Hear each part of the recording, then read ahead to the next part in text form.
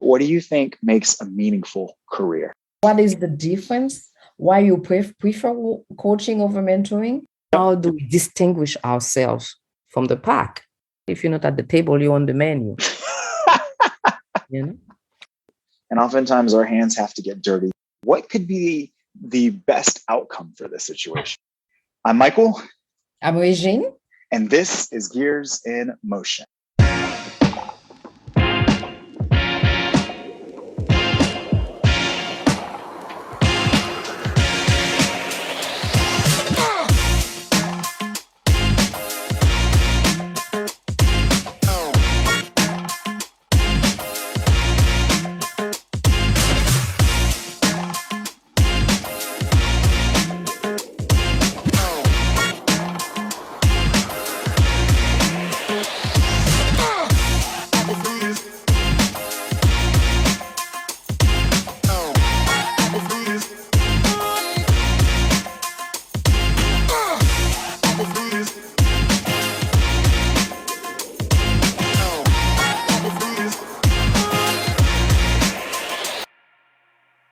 Today, we are with my friend, former Virginia Department of Transportation employee and UVA alum, Bethel Kefyalu.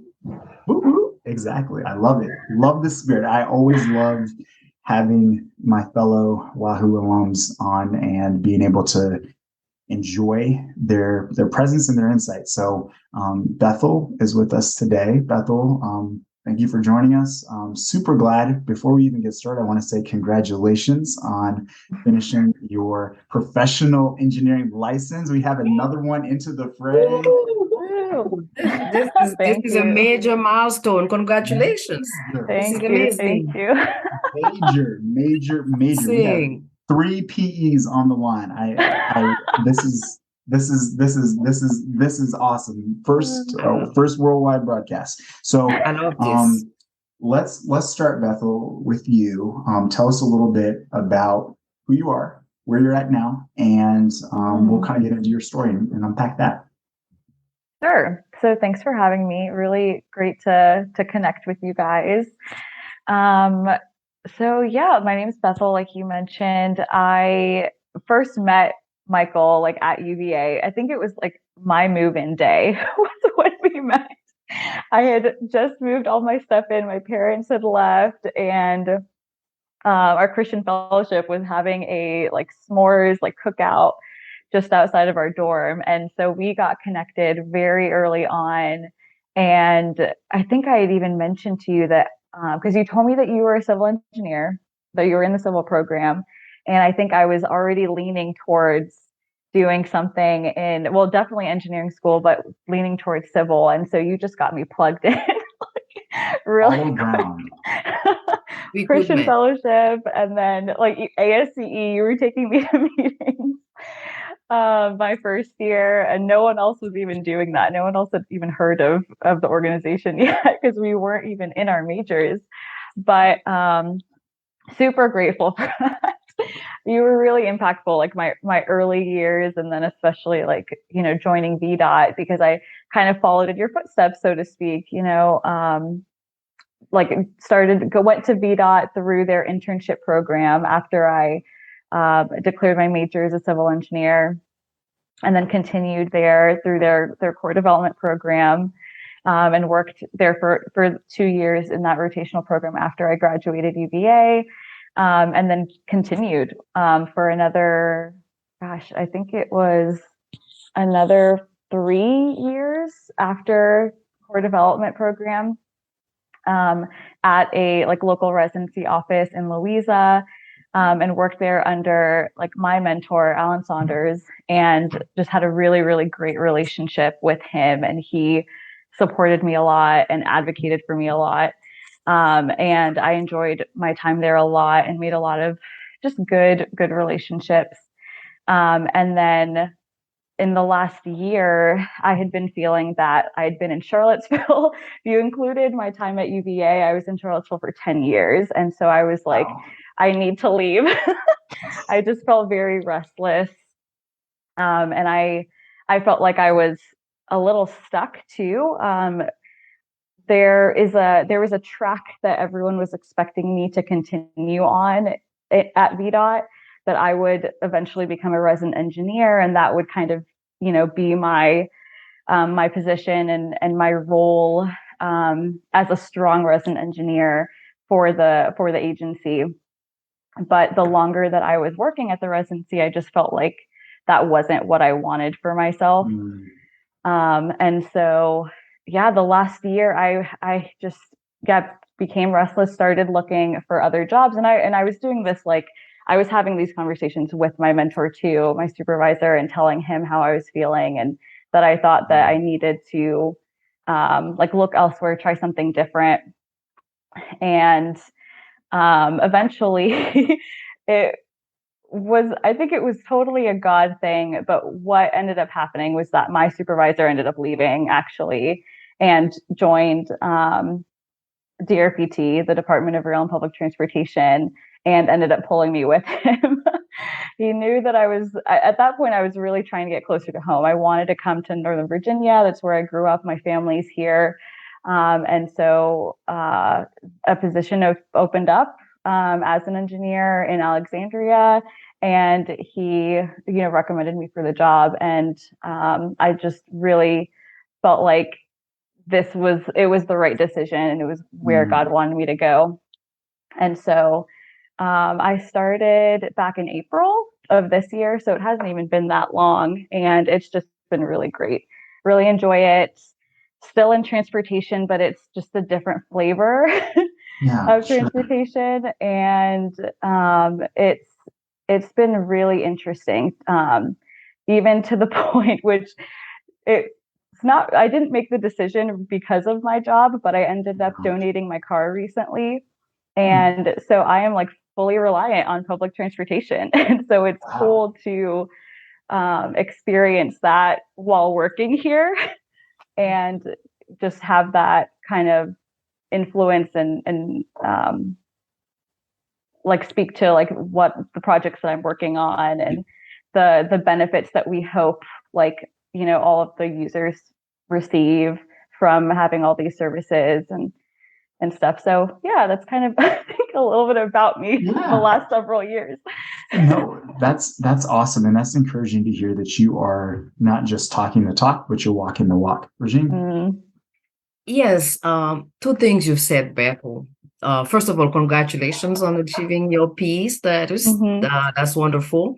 But you said two things, two gems that you spoke of, two interesting facts here. First of all, you mentioned how on the very first day you arrived, at UVA, and how Michael approached you, recruited you, and all of that.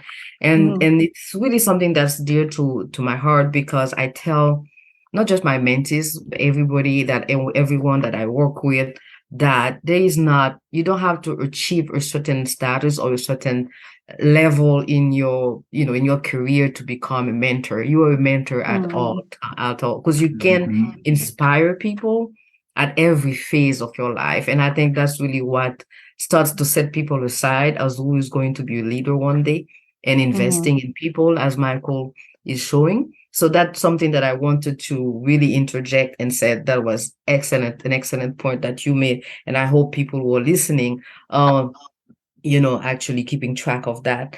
The second thing that you did that is so important is that you realize early on that even though I'm going to be successful if I remain and continue on this track, but I'm not really quite happy there. And maybe there are ways that I can maybe there is something better for me.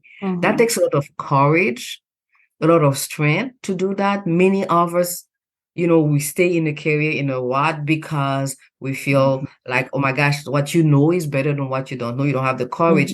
And what I admire the most is how you actually involved your supervisor in your decision, so that he became an ally and helped you to also move forward to a better place. So that shows a lot of wisdom, and and I hope that, some of the people who are of your generation listening to the podcast stick with them. So thank you to both of you, Michael and Bethel. Oh no! Hey, you know, I can't take much credit. I think it was right place at the right time. And you know, sometimes you just click with people, and it just so happens careers were aligned as well in a lot of cases. But yeah, it's my pleasure. I think so many times there's a need for just an openness to be able to discuss those types of things and to be able to have people that are champions for supporting you, regardless of where you are going. Even if it's not the exact same path, although it's great sometimes, I think, when it does. You know, let me pick up on something that Regine said. How do you think, or how did you think about approaching and involving others in your decision about moving out of a place of where there's kind of a designated track for you to kind of thinking about moving into a different direction and even investigating that? It's encouraging to hear that you involved your supervisor, and that's an optimal, and I think oftentimes the best case scenario for that to happen. How did you think about that? So that's a good question. I would say it took a while for me to get to that point because even starting from when I was in the core development program, that rotational program, I was already kind of being shepherded into that track of becoming a resident engineer. And the first couple, I mean, I started at the residency in 2016, and the first few years I loved it. I really, really loved it. And I, I had expressed a lot actually that I did want to stay in that track, and it was the residency was where I wanted to stay.